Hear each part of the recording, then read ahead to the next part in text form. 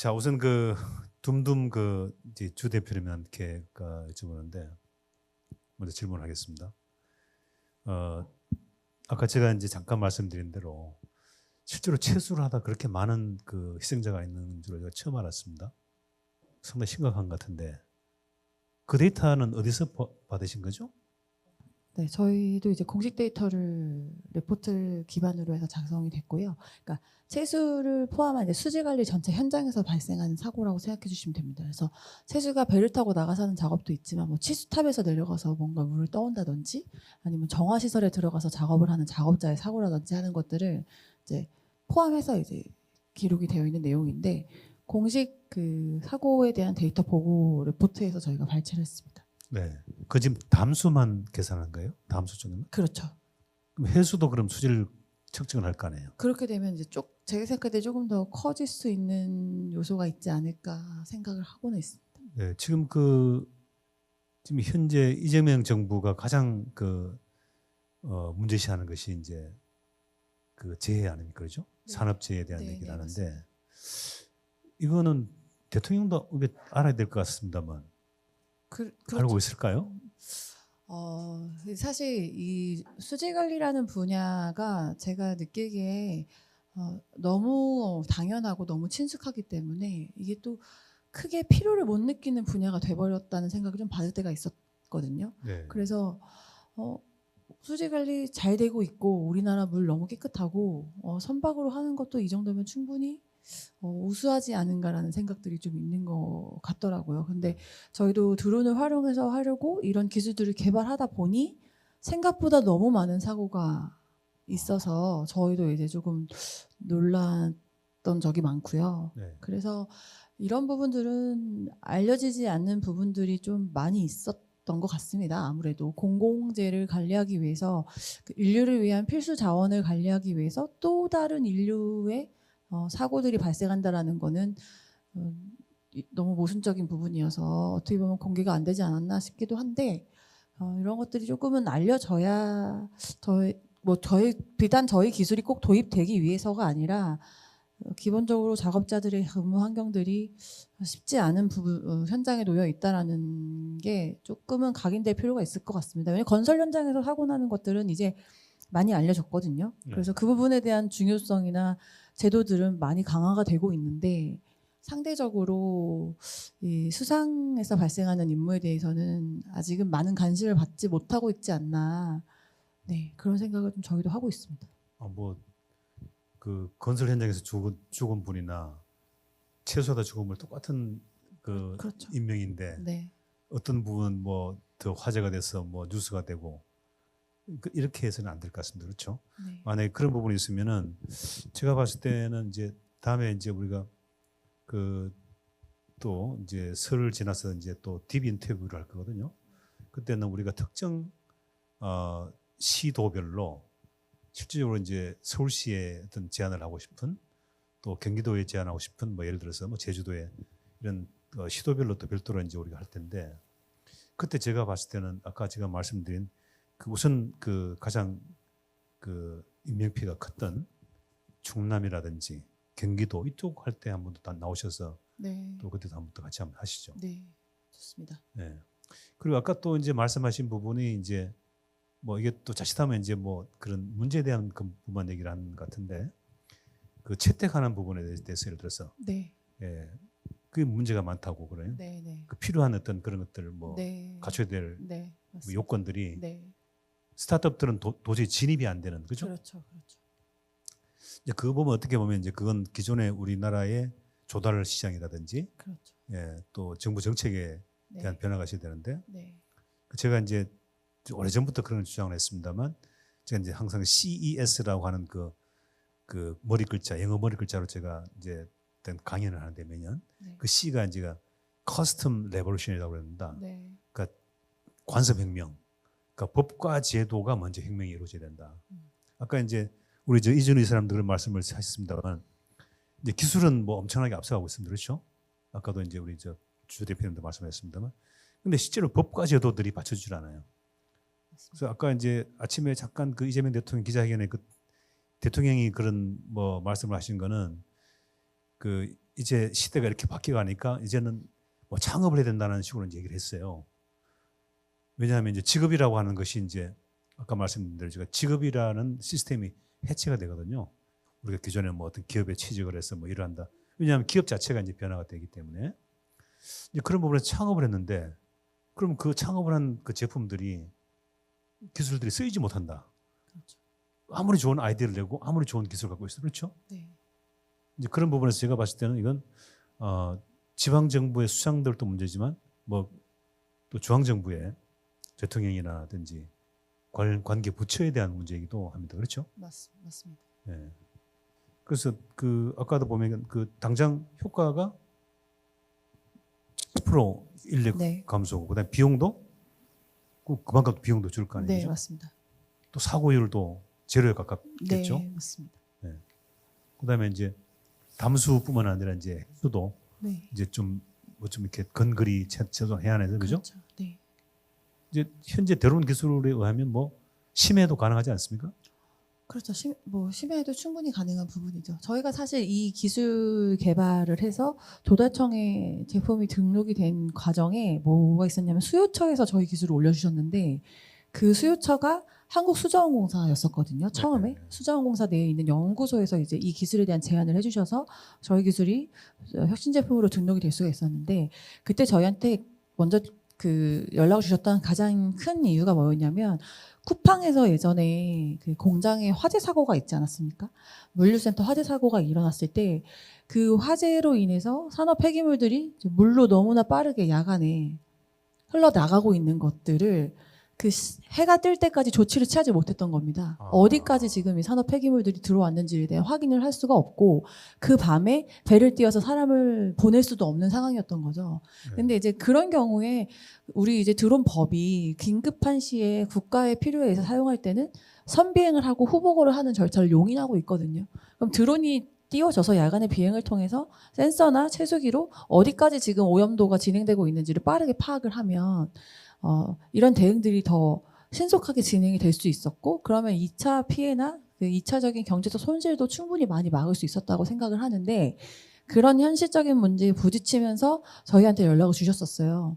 그래서 그런 심화뿐만이 아니라 뭐 진짜 뭐 인력이 직접 투입될 수 없는 다양한 여러 환경에 투입되기에는 저희가 생각할 때는 그 좋은 조건을 갖고 있다고는 판단하고 있습니다. 아, 그렇죠. 그렇게 보니까 이제 우리가 정기적인 어떤 수질 검사도 검사하지만 이제 이거 아주 오래된 얘기인데 네. 예전에 그 낙동강에 페놀이 이제 네. 오염 사건이 있었어요. 네, 네. 예전에 오래전에 이제 최근에도 이제 우리가 보면 뭐 갑자기 예년보다 훨씬 더 폭우도 많이 내리고 그렇죠. 그러면 이제 거기 특히 공단주의라든지 네. 우리가 말하는 그 이제 오염 물질을 배출하는 네. 곳에서는 그 비를 뭐 어떤 일부러 버리는 경우도 있고 그렇죠. 그렇죠. 아니면은 거기가 문제가 돼서 뭐 넘쳐서 네. 오염물이 실제로 들어가는 경우가 있는데 그런 부분에서는 시급히 체크를 해야 되고 그렇죠. 그렇죠. 그다음에 모니터링도 필요하고 단속도 필요하고. 네. 네. 뭐 단속도 중요하지만 네. 뭐 그것이 나중에 추후에 입힐 그런 피해라든지 그렇죠. 이런 것들을 예방하는 차원에서 네, 네. 예. 그건 어떻게 보면 아까 말씀하신 대로 전쟁 상황인데 네. 뭐 이렇게 전쟁에 대한 걸 방어를 하라고 하는 뭐 명령이 떨어지지 하는 것이 아니라 네. 바로 보고 난 다음에 가장 가까운 그런 그 병사나 네. 가장 가까운 부대에서 그 통제를 먼저 하는 거죠. 그렇죠. 방어를 하는 거죠. 네. 그러듯이 그렇죠. 네. 그런 부분에서 또 상시도 상시지만 수시로 체크해야 될 부분이 아주 많겠습니다. 그렇죠. 근데 이제 저희가 CSU 효과로 정말 다양한 데서 저희한테 저희 기술에 대한 문의를 많이 주셨고 제품 도입을 해주시려고 연락을 주셨는데 한 예시가 이제 공병부대에서 연락을 주셨어요. 그래서 장병들한테 식수를 공급할 때 정수 차량을 가지고 다니면서 물을 어딘가에서 떼 와서 차량에서 정수를 해서 식수를 공급하고 있다고 해요. 근데 이 물을 땡겨 와서 식수로 써도 되는지를 체크하기 위해서 또 배를 가지고 그 장병들이 들어간대요. 그래서 저희 걸 도입하면 너무 좋겠다. 정수 차량 하나에 드론 하나만 있어도 이게 무인으로 진행이 되기에 너무 좋겠다라는 아이디어를 갖고 연락을 주셨는데 충분히 논의를 하다가 결국에 어디서 막혔냐면 그러면은 국산화가 얼마큼 진행됐는지 네, 뭐 그런 부분에서 또 이제 막히는 부분들이 있어요. 그래서 이제 정부에서 당연히 국산 기업들을 장려하기 위해서 외산 장비에 대해서 제약을 두는 건 맞지만 어느 정도 솔루션에 대한 기술을 확보한 기업들이 국산화의 비율에 의해서 정부기관에 진입하는 장벽이 또 막히는 것들이 있어요. 그러니까 너무 기술을 국산화하는 데에 지금 매몰돼서 기술의 발전이나 효용 가치를 내는 데에 또 다른 제약이 되고 있더라고요. 그런 것도 제가 생각할 때 충분히 국산화는 지원이 되고 그만큼 국산화가 되어 있어야 향후에 저희 우리나라의 드론 경쟁력이 갖춰진다고 생각해서 필요하다고 생각하지만 지금 시점에서 너무 국산화에 대한 그 주요 이슈들로 인해 공공기관으로 진입하는 것들에 대한 어려움들이 또 있더라고요. 네. 아주 심각한 문제군요. 좀 이런 부분은 나중에 또 별도로 한번 얘기를 해봐야 되겠습니다만, 뭐 스타트업들한테는 아예 사업을 하지 말라고 하는 건데요. 제가 봤을 때는 그 대통령께서 아마 이런 얘기들 좀 들어야 될 것 같고, 또 마침 저 에이빙 뉴스가 이제 이미 2년이 됐습니다만 국방 분야에서 먼저 이런 거를 시도하고 있습니다. KDS라고 해서 코리아 디펜스 스큐리티라고 해서 그 대한민국의 어쨌든 국방 분야의 그 혁신 스타트업들이 기여를 해야 된다라고 해서 이제 그 갖고 있는 기술과 제품을 갖고 이제 국방 안보 분야에 어떻게 적용할 거냐라는 부분들을 이제 2년 동안 우리가 컨퍼런스를 해왔는데, 앞으로 이제 올해 우리가 저희들이 이제 지방 선거를 갖고 이제 계기로 해서 이런 얘기를 시작했습니다만, 대한민국에서 가장 많이 또 스타트업들을 저희도 취재를 하고 있고, 또 대표님처럼 우리 스타트업 CEO들의 그런 그 어떤 보면 문제라든지 또 애로 사항들을 저희들이 가장 많이 알고 있기 때문에 그런 부분을 좀 저희들이 앞으로 정리를 해서 거의 매일 제가 봤을 때는 이런 얘기들을 좀 해서 대통령이라든지 또 장차관 부처라든지 또 이걸 입법화시켜야 되는 국회의원이라든지 또 실용적으로 또 써야 될 각 지방 정부에서 이런 얘기들 구체적으로 좀 들을 수 있도록 계속 콘텐츠를 좀 만들어 보겠습니다. 감사합니다. 자, 그다음에는 또 크로스오버의 이준호 이사님한테 제가 말씀드렸는데요. 그러니까 지금 그 베스트 혁신상을 받은 거하고 방금 그 주로 말씀하신 거는 조금 다른 부분이군요. 그렇게 다르다기보다는 이제 그 아까 제가 말씀드렸던 거는 이제 저희 기술이 들어간 거고, 네, 그 기술이 이제 최고 혁신상을 받았던 내용입니다. 지금 이제 제가 크로스오버가 갖고 있는 그런 기술을 갖고 이걸 지방 정부에서 어떻게 적용했을 때 그러니까 정주 인구를 늘리는 거죠. 네, 맞습니다. 네.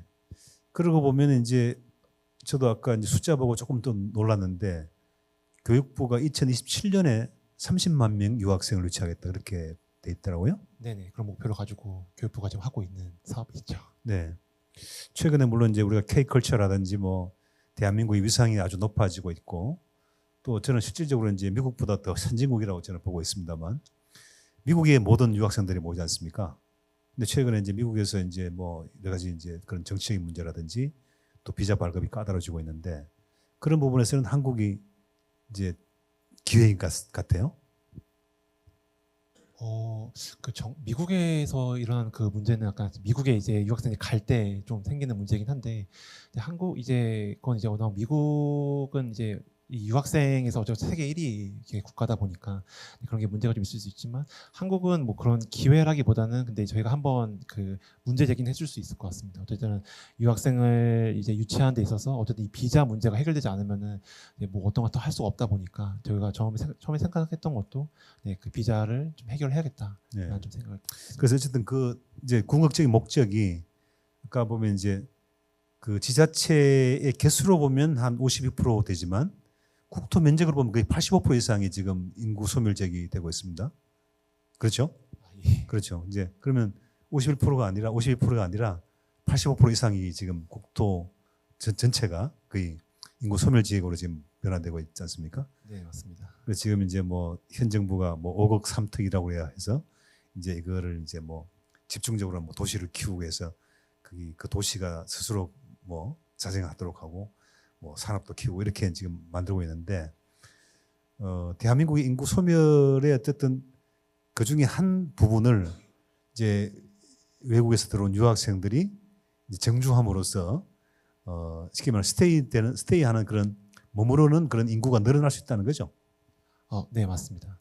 그래서 사실 이제 정주 인구로 들어오는 게 사실 어떤 이런 아까 말씀드렸다시피 이제 유학생이 와가지고 이제 정주가 편입되는 부분이 이제 10%가 안 된다고 말씀을 드렸는데 저희도 사실 뭐 산업군에 있는 분들이 다 채용하게 된다고 하면은 보통 이런 이제 정주 인구로 들어오는 분들은 다 이제 F비자 보통 결혼하셨거나 아니면 좀 굉장히 오랜 기간 동안 한 10년 이상 있어서가지고 아예 이제 받아들였다거나 그런 게 아니고서는 사실 이 한국에 이제 정주 인구로 이제 외국인이 들어오기라는 사실 좀 사례가 많이 없다고 저는 생각하고 있거든요. 근데 이제 그런 것들을 이제 어쨌든 중앙정부도 그렇고 이제 교육부도 그렇고 유학생이 어떤 이런 한국의 인구 소멸의 문제를 해결할 수 있겠다라고는 이제 생각하셔서 이제 펼친 정책이 있다 보니까 저희는 이제 그거를 조금 더 가능하게 만들어주는 시스템을 이제 구축하고 있다라고 말씀드릴 수 그러니까 있습니다. 결국에 이제 해외 유학생들이 들어와서 이제 자기가 훨씬 더 이제 뭐가 좀 편하게 그죠 쉽게 이제 그런 뭐 절차라든지 그 특히 행정적인 절차라든지 이런 것들을 이제 그 지금 크로스오버 갖고 있는 기술을 통해서 진행할 수 있고 그렇죠? 네, 맞습니다. 근데 이제 아까 말씀드린 저희는 이제 사실 기술을 제공하는 정뿐이고 이제 그 기술을 가지고 이제 행정적으로 이제 같이 하는 거는 이제 저희가 같이 하고 있는 이제 뭐 강원 산학융합원이라거나 이제 그 지자체에 있는 각 부처와 이제 협의를 꼭 해야 되는 부분이기 때문에 네, 오늘 좀 그렇게 필요한 말씀을 좀 드렸던 내용입니다. 그렇죠. 그거는 이제 어떻게 보면 이제 그 지자체가 어떤 정책을 결정을 할 때 예를 들어서 해외에서 들어온 유학생들을 뭐 좀 관리를 좀 쉽게 하고 그죠?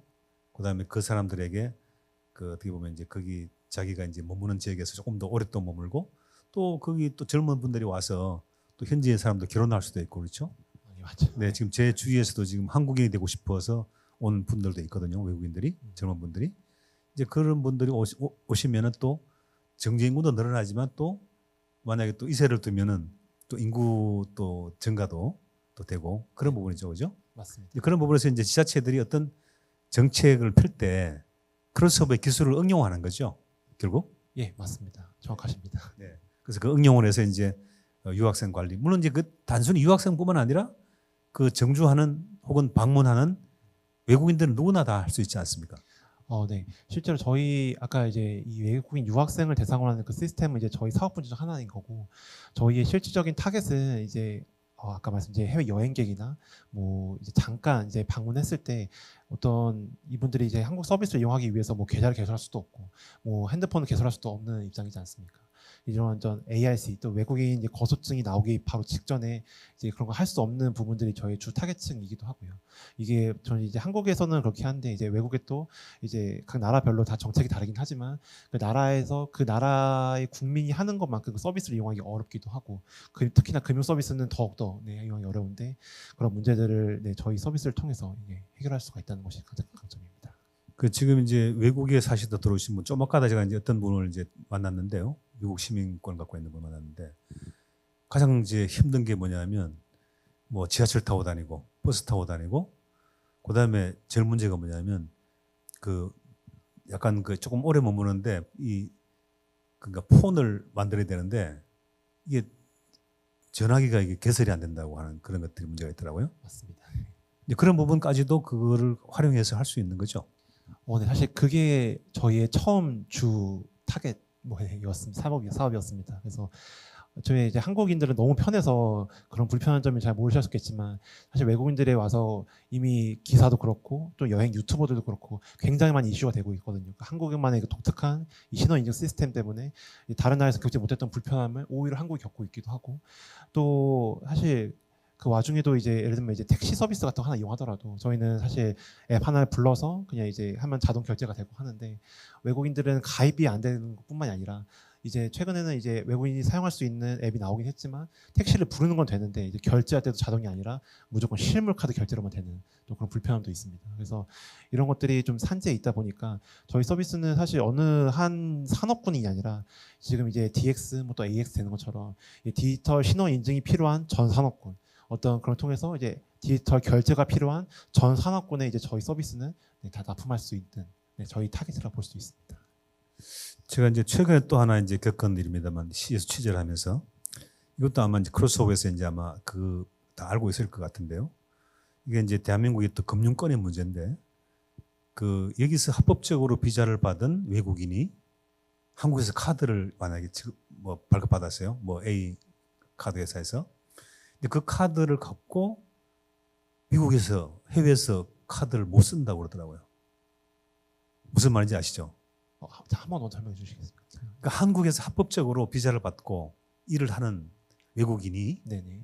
한국에서 발급받은 카드, 네. 한국에서 발급받은 카드를 다른 나라에서 못 쓰는 거예요.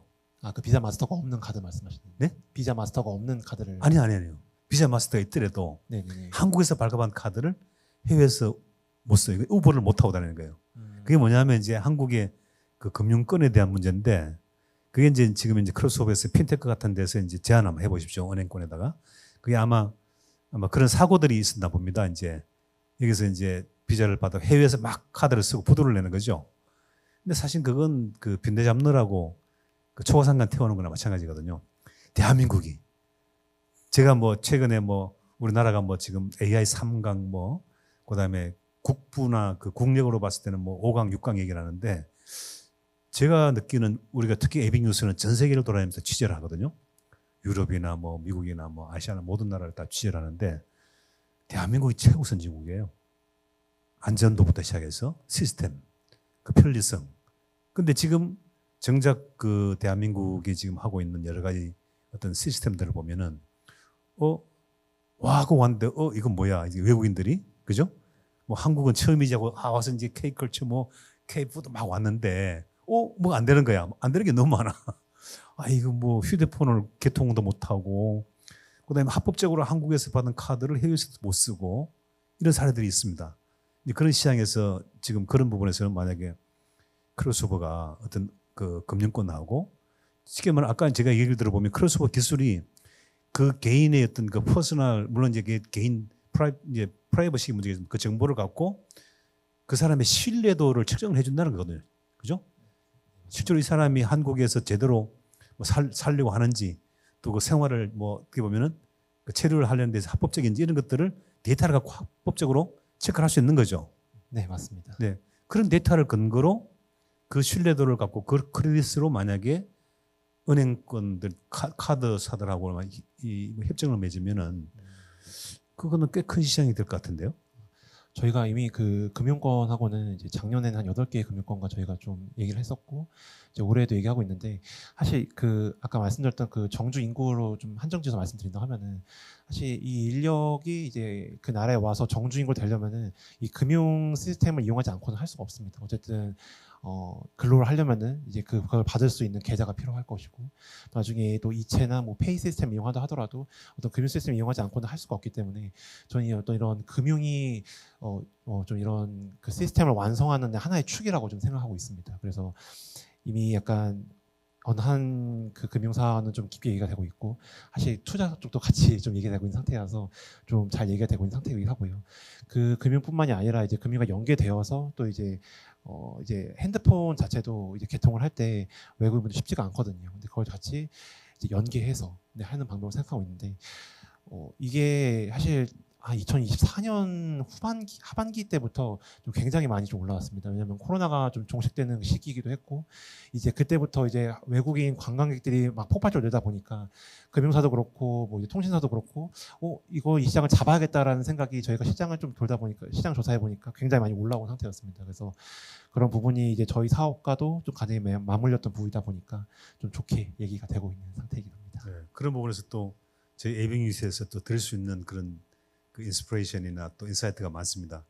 나중에 한번 좀 드리겠습니다. 감사합니다. 자, 다음에 이제 또 하나 이제 마지막으로 또 둠둠 주 대표님한테 또 제가 마지막 질문이자 또 이렇게 그 거꾸로 이제 제안을 드리고 싶은데 아까 보니까 사업 분야가 많아요. 네, 드론을 활용해서. 네 맞습니다. 근데 이제 아까 말씀하신 대로 이제 제일 문제가 현재 법 제도 하에서 드론은 그냥 하나의 도구에 불과하지 서브 도구로 네, 그것을 어떤 메인 인프라로 봐주지 않는 거죠. 네, 그게 저는 가장 대한민국의 문제라고 봐요. 네 맞습니다. 그 드론이라고 하는 것이 단순히 어떤 뭐 도구가 아니라 모든 분야에 다 지금 쓰고 있습니까? 네. 국방 분야부터 시작해서 그죠? 맞습니다. 특히 물류 같은데 그렇죠? 네, 물론 이제 물류가 지금 뭐 여러 회사가 지금 제가 테스트를 하고 있는 걸 알고 있습니다만 물론 미국에서 이미 아마존이 그 시도를 하고 있고 또 다른 나라 마찬가지입니다. 한국이 지금 문제는 뭐냐면 그 오지 물류 있지 않습니까? 오지 물류. 네, 뭐 강원도나 경상도나 뭐 전라도라든지 뭐 충청도도 마찬가지입니다만 뭐 그런 쪽에서 인구가 정말 작게 사는데 네. 그게 다 일일이 우리가 뭐 우체국가 가서 그 메일을 갖다 줘야 되고 그죠? 네, 소포를 전해야 되고 네. 그 비용이 엄청나거든요. 그 비용이 시간과 맞습니다. 비용이. 네. 이제 그런 것들은 이제 제가 알기로는 몇 군데가 지금 시도가 되고 있는 걸로 알고 있는데 네. 뭐 대표님이 이제 현재 갖고 있는 그 드론 시스템을 만약 물리적으로 지난번 상중가 한번 하셨죠? 네, 맞습니다. 하셨는데 그 경상도라든지 경상북도라든지 네. 또 뭐 전라남도의 섬들이라든지 네. 그런 쪽에는 오지 물류 쪽으로 좀 과감하게 좀 이렇게 사업을 좀 추진하는 게 어떻습니까? 네, 저희는 오지 물류뿐만이 아니라 드론 배송이 도심으로 들어올 수 있는 방법을 무수히 많이 연구를 했고요. 그래서 상주시에서 진행했던 저희의 드론 배송 시스템은 드론 배송이 사실 상용화가 돼서 도심 안으로 깊숙이 들어오려면 일상 안에 깊숙이 들어오려면 이 안전의 문제가 해소가 돼야 된다고 생각했고 그런 안전의 문제를 국민 정서적 감정에서 공감을 받지 못하면 도입 자체가 이루어지지 않을 수밖에 없다라는 생각을 했습니다. 그래서 미들마일까지는 드론이 배송을 하더라도 라스트 마일은 지상 드론이 배송을 하면 이 안전의 문제가 해결이 되면서 모든 편의성이 개선될 수 있다고 생각을 해서 드론이 로봇을 탑재해서 배송을 하고 착륙장에서부터는 로봇가 주문자에게까지 배송을 하는 시스템을 저희가 실증을 완료했거든요. 근데 여기에서도 한 가지 문제가 뭐였냐면 로봇 배송은 산자부 관할이고요. 드론 배송은 국토부 관할인 거죠. 그러니까 법제처가 다르다 보니까 저희는 실증을 드론을 하는 사람의 입장에서 드론 기업 입장에서 가장 드론이 안전하게 국민적 정서적 공감을 얻으면서 상용화될 수 있는 기술력을 다 구현을 했는데 드론 배송으로 인정받을 수 있는 부분은 그 착륙장을 앉는 것까지이고요. 로봇가 나와서 고객에게 배송을 하는 부분은 로봇 배송으로 다시 풀어야 되는 문제였던 거죠. 근데 지금 중국 같은 나라가 드론 얼마나 초강국이냐면 그냥 도심지에서 이렇게 큰 컨테이너를 드론 착륙장으로 씁니다. 그럼 드론이 착륙을 안 하고 위에서 이렇게 물건을 내려줘요. 그러면 컨테이너 안에 착착착착착 들어가서 주문한 사람이 자기 인증하고 그 자물쇠에서 물건 꺼내듯이 본인이 주문한 햄버거, 음료 이런 거를 그냥 꺼내서 가져갑니다. 교통이 너무 복잡하고 인구 밀집도가 높으니까 이제 그런 것들을 설치를 해놓고 안전의 문제를 해결하고 시스템적으로 해결하고 그다음에 인프라 구조적인 걸로도 다 해결을 해놓고 기술적으로 완전하게 고도화시켜서 완벽하게 실증을 해서 지금 상용화를 하고 있거든요. 그러면 대한민국도 오지뿐만이 아니라 오지는 당연히 해결해야 되는 문제고 이게 점점 도심으로 들어와서 이 복잡한 이 문제들을 해소하려면 이런 것들이 나라에서 정부 차원에서 과감하게 샌드박스를 쳐주고 충분히 기업들이 연구하고 개발해서 이 기술을 고도화할 수 있도록 후원을 해줘야 되는데 이제 저희가 그런 장벽에 좀 부딪히는 거죠. 그래서 개발을 하면서도 조금 안타까운 좀 생각이 좀 저희가 들었던 부분 중에 하나입니다. 그럼에도 불구하고 저희가 드론 물류에 대한 것들을 포기하지 않는 이유는 언젠가는 이 시장이 분명히 커질 수밖에 없고 요즘에 AI가 너무 잘 돼 있다 보니까 이런 말을 합니다. 나중에 우리 직업의 50% 이상은 쿠팡 배송원이 될 것이다 라는 얘기를 하는 얘기들도 결국에는 이런 기술적인 문제들로 다 보완이 돼야 되는 부분이라고 생각을 합니다. 그래서 뭐 이런 문제가 해결이 되어야지만 또 그 우리나라가 갖고 있는 교통의 문제, 인구 밀집의 문제, 도심지에서 이제 그 난제하고 있는 어떤 뭐 주택이나 이런 문제들에서 오는 여러 가지 문제들이 해소될 수 있는 솔루션이 될 거라고 저는 생각을 하는데 그래서 물류에 대한 것도 저희는 이제 끊임없이 계속 개발하고 연구를 해서 올해도 가능해서 할 수 있다면 상주시에서 이 로봇과 드론이 결합된 배송 체계를 더 고도화시키고 완벽하게 만들어낼 건데요. 늘 아쉽지만 그 로봇의 배송 부분에 있어서는 저희가 그냥 독자적 지금 연구를 하는 거밖에 안 되는 거죠. 인정을 받지 못하는 그런 좀 어려움들이 있습니다. 그 이제 쭉 말씀을 드렸는데 제가 이제 말씀드리고자 하는 거는 이제 오지 물류라고 하는 거죠. 이제 그 드론이 이제 어느 나라든 지금 도심에 들어오는 게 이제 대부분 문제가 되거든요. 제가 이제 왜 오지 물류를 말씀드리냐면 그 물론 한 가구가 있는 데도 있지만 그 지방에 가면은 몇 가구들이 사는 동네들이 많아요. 그럼 그게 이제 그 뭐 마을 회관도 있고 그 스테이션들이 있거든요. 그러니까 기존에 뭔가 우리가 추가로 뭔가 설치를 하지 않고 뭔가 제도를 만들지 않고 예를 들어서 그게 이제 어떤 아까 만든 그 규제 그걸 좀 풀어주면은 그 샌드박스를 만들어서 특정 지역을 우리가 하는 거죠. 그 대신에 그거를 뭐 이 기초단체를 하지 말고 경상북도라든지 아니면 뭐 전라남도라든지 그러니까 그 광역급을 이제 선택을 한 다음에 오지 물류만 하는 거예요. 그다음에 오지 물류 중에서도 뭐 예를 들어서 뭐 우체국하고 그 대응을 해서 우선 가벼운 것부터 한다든지 이제 그런 것들을 조금 이제 시도를 하면서 나중에 이제 그 도심 부분들은 이제 저는 또 다른 또 실제로 이제 제한할 될 부분이 있고 또 저도 뭐 그런 부분에서 지금 한강 벨트에 대한 얘기를 했는데 한강을 활용한 뭐 뭔가 좀 들어온 시스템 물류 시스템을 근거리 항공까지도 같이 지금 할 수 있는 부분인데 제가 우선 말씀드린 것은 현재 그 우리가 법과 제도에서 조금만 뭔가 누가 이렇게 뭐 지방 정부의 최소한 광역급의 단체장이 저는 당장 그건 효과가 나온다고 봅니다. 강원도나 경상북도라든지 전라라든지 그쪽은 우선 뭐 인건비나 비용 자체가 엄청나게 떨어질 거예요. 이제 그런 부분도 좀 시도를 하고 그다음에 그런 부분에서 좀 트래픽을 많이 만들어내는 거죠. 일단 횟수를 많이 만들어내야 되거든요. 그런 부분에서 이제 둠둠이 지금 제가 지난번에 기체도 봤습니다만 그 정도 기체면은 뭐 웬만한 그 소포 뭐 배달은 대부분 할 것 같아요. 그래서 그걸 이제 좀 특정해서 예를 들어서 뭐 우체국이라든지 아니면은 뭐 행정 쪽에 특정한 공공 서비스 분야에서 한다든지 이런 부분들을 좀 한번 시도를 하는 쪽으로 해서 뭐 경상북도 도지사를 출마할 사람이라든지 전라남도지사를 출마할 이런 사람들한테 이게 하는 정책이 될 수 있도록 아마 그분들도 아마 생각하고 있을 거예요. 맞습니다. 뭐 산간지, 격오지, 섬지역에 대한 이런 문제 해소들에 대해서는 계속해서 나오는 안건들이기 때문에 그건 당장 세금에 관계된 거거든요. 네, 세금을 줄일 수 있고 공감할 수 있을 거라고 생각합니다. 그다음에 안전에 대한 부분도 오지니까 조금 덜 하겠죠. 네. 그런 부분들 또 기존에 했던 뭐 그 마을 단위로 지금 해결될 수 있는 부분들. 네. 최소한 한국은 그 무슨 남의 숲으로 훔쳐가는 나라가 아니지 않습니까, 그렇죠? 이제 그런 부분들이 신뢰의 우리가 인프라가 됐기 때문에 저는 충분히 그런 부분들 특정 도지사에 출마하시는 분들 오지 쪽에 많은 적인 분들한테는 충분히 가능하다. 그다음에 뭐 지금 물론 이제 또 그 화재 문제도 있습니다. 그 산불 문제도 있습니다만 산불 시에 뭔가 또 우리가 그 뭐 경보라든지 또 안전에 대한 그런 부분들을 알려주는 거라든지 또 여러 가지 또 재해 문제에 대해서도 토론이 충분히 아마 활용될 거로 봅니다. 맞습니다. 아무튼 혁신상을 받은 그게 전시장에서 머무르지 않고 현장에 가서 꼭 빛을 발할 수 있도록 그렇게 하고요. 또 크로스오버의 또 이사님도 그 지금 이번에 파이낸셜 그 지금 패스포드에 대한 그게 그 대한민국만 머무르지 않고 그런 부분들이 지금 필요하나마 특히 이제 뭐 동남아시아라든지는 그 개발도상국들에게 많이 필요할 겁니다만 그쪽도 많이 좀 준비를 하셔가지고 그 전시장에서 현장에서 글로벌 시장에서 꼭 빛을 발할 수 있도록 저는 좀 소망을 하겠습니다. 감사합니다.